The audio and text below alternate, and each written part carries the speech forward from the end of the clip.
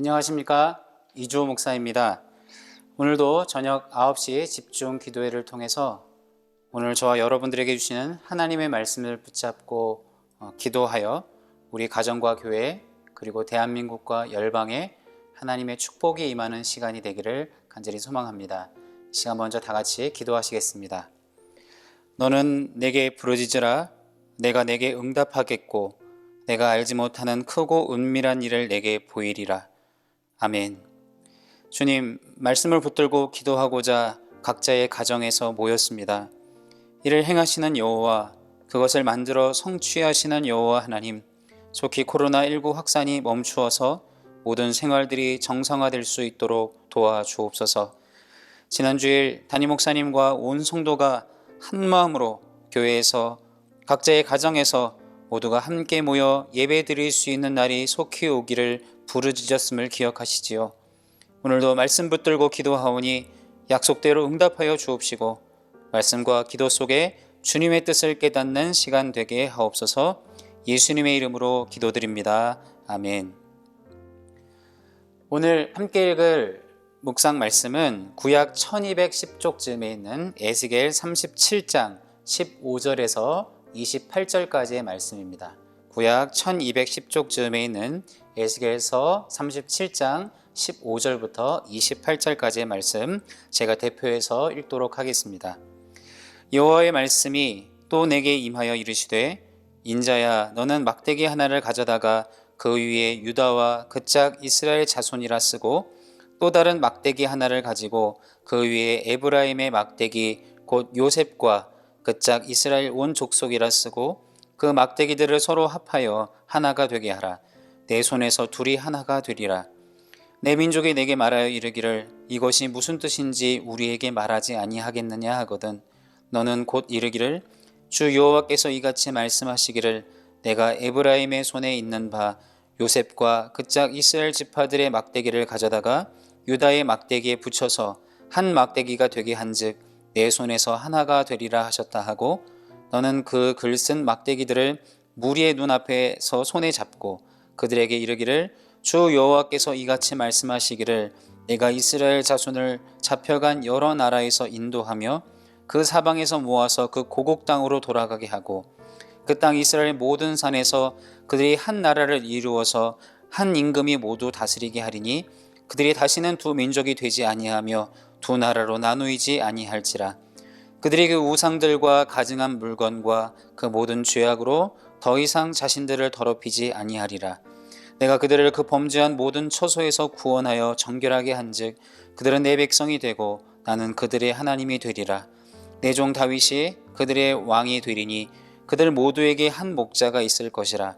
그들이 내 규례를 준수하고 내 율례를 지켜 행하며 내가 내 종 야곱에게 준 땅 곧 그의 조상들이 거주하던 땅에 그들이 거주하되 그들과 그들의 자자손손이 영원히 거기에 거주할 것이요 내 종 다윗이 영원히 그들의 왕이 되리라. 내가 그들과 화평의 언약을 세워서 영원한 언약이 되게 하고 또 그들을 견고하고 번성하게 하며 내 성소를 그 가운데에 세워서 영원히 이르게 하리니 내 처소가 그들 가운데 있을 것이며 나는 그들의 하나님이 되고 그들은 내 백성이 되리라. 내 성소가 영원토록 그들 가운데 있으리니 내가 이스라엘을 거룩하게 하는 여호와인 줄을 열국이 알리라 하셨다라. 아멘.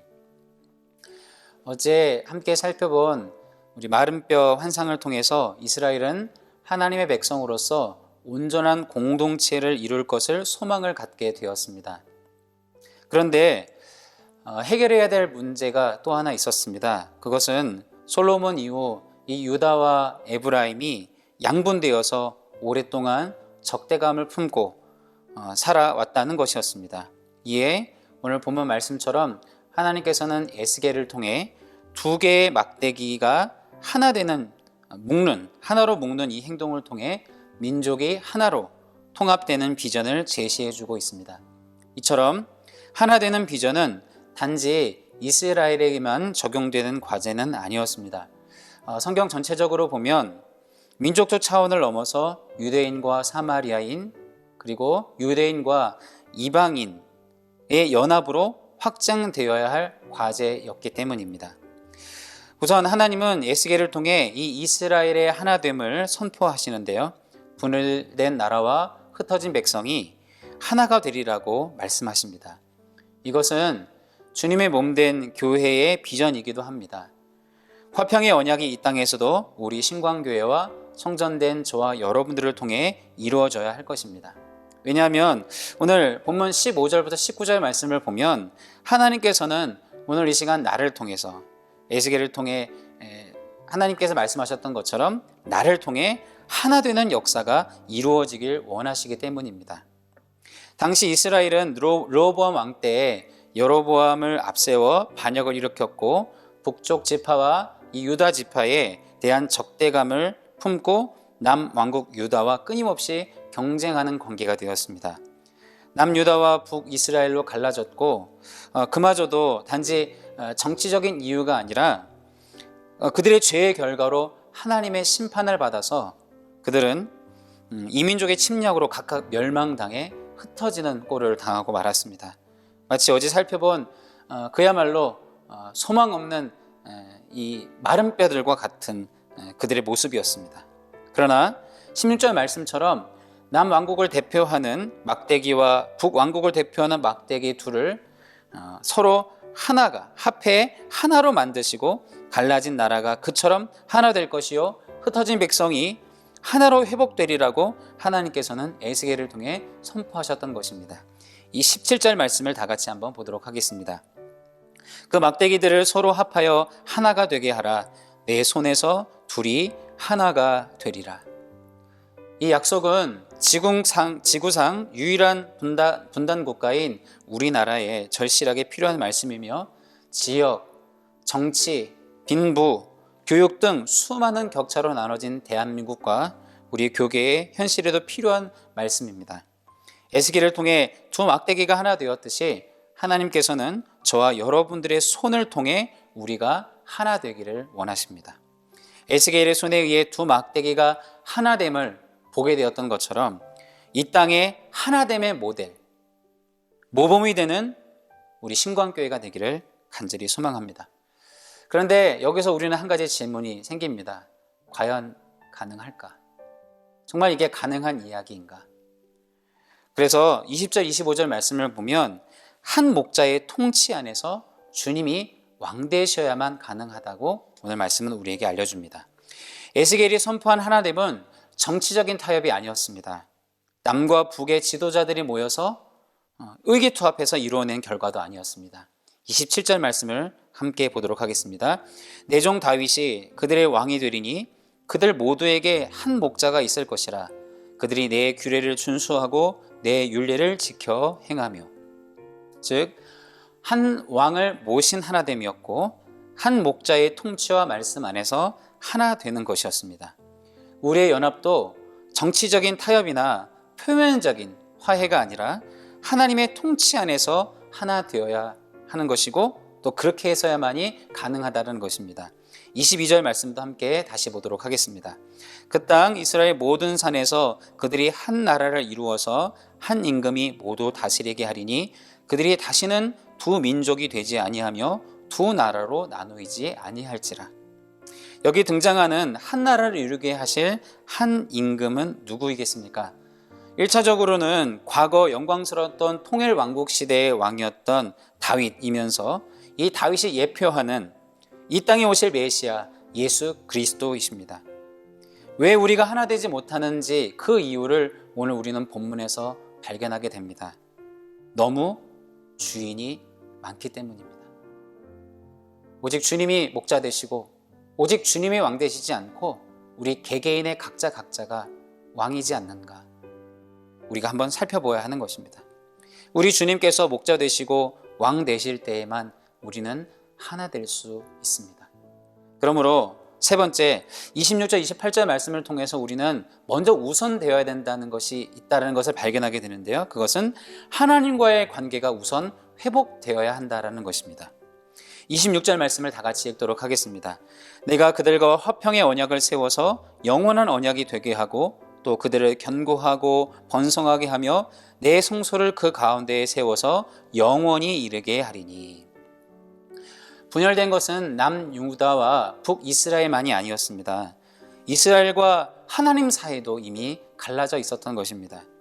이에 하나님은 화평의 언약을 세워서 성소를 그들 가운데 두심으로써 자신은 그들의 하나님이 되고 그들은 자신의 백성이 되게 하실 것이라고 선포하십니다. 27절 말씀입니다.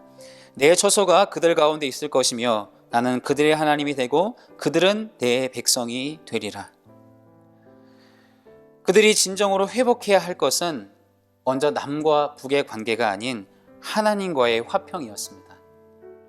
이 하나님께서는 영원한 화평의 언약을 세워주신 것입니다. 진정한 하나됨은 하나님과의 관계가 정상적으로 회복되었을 때에만 가능하다는 것을 알려주시는 것입니다. 그러므로 우선적으로 하나님과 오늘 나 자신, 우리의 관계를 점검해 볼 필요가 있습니다. 다른 사람과 하나 되려고 인간적인 수단을 강구하기 전에 먼저 하나님 앞에 우리는 서야 하는 것입니다. 예수님만이 하나님과 우리 사이에서 유일한 중보자 되시고 영원한 대제사장 되십니다.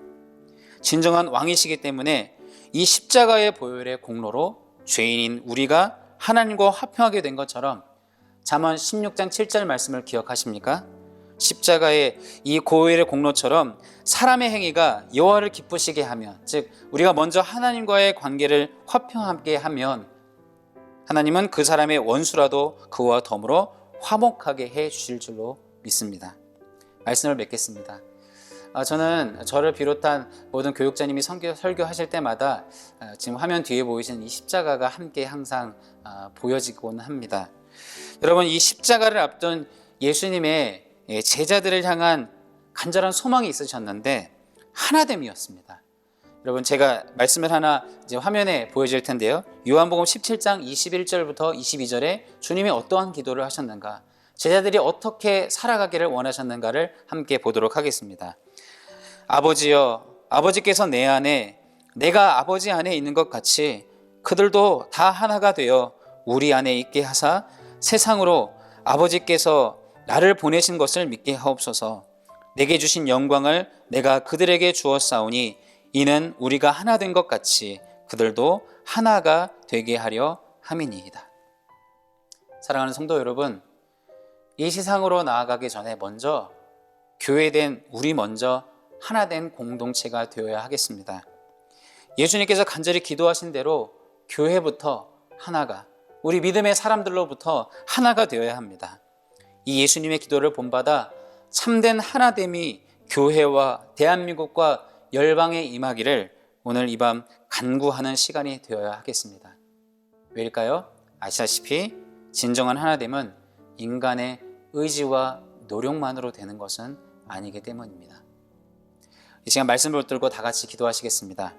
화면을 통해 기도 제목이 나가고 있습니다. 들은 말씀을 기억하면서 하나됨을 위해 기도합시다.